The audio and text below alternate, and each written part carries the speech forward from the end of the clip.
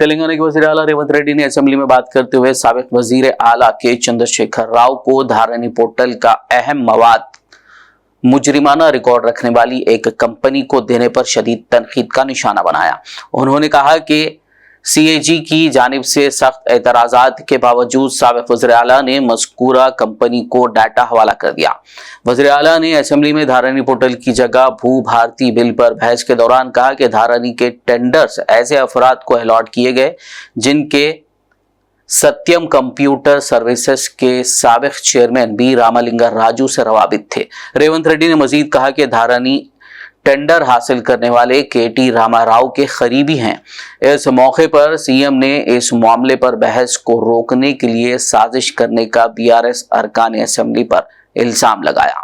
2011 సంవత్సరంలో మన పరువు ప్రతిష్టను మంటగలిపిన సత్యం కంప్యూటర్స్ మేటాస్ ఈ సంస్థలన్నీ కూడా ఆ రోజు రామలింగరాజు గారి కేసులో ఇరుక్కొని జైలుకు పోయి ఆ సంస్థలన్నిటిని కూడా దివాలా తీసే పరిస్థితిలో నుంచి ఈ మేటాస్ అనే సంస్థని IL&FS సేకరించింది అధ్యక్ష।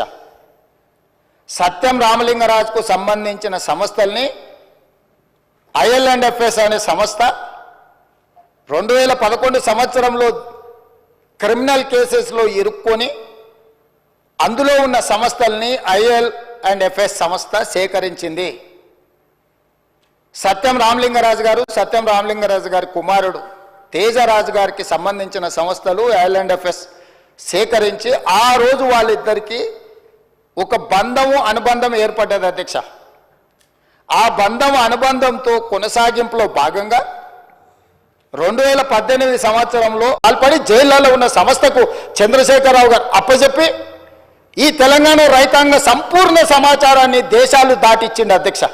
ఇవాళ డేటా మీకు తెలుసు కదా అధ్యక్ష ఎంత విలువైందో। ఒక రిజిస్ట్రేషన్ చేయాలంటే అధ్యక్ష నా ఆధార్ కార్డ్ నెంబర్ ఇవ్వాలి, నా బ్యాంకు ఖాతా ఇవ్వాలి, నా టెలిఫోన్ నెంబర్ ఇవ్వాలి।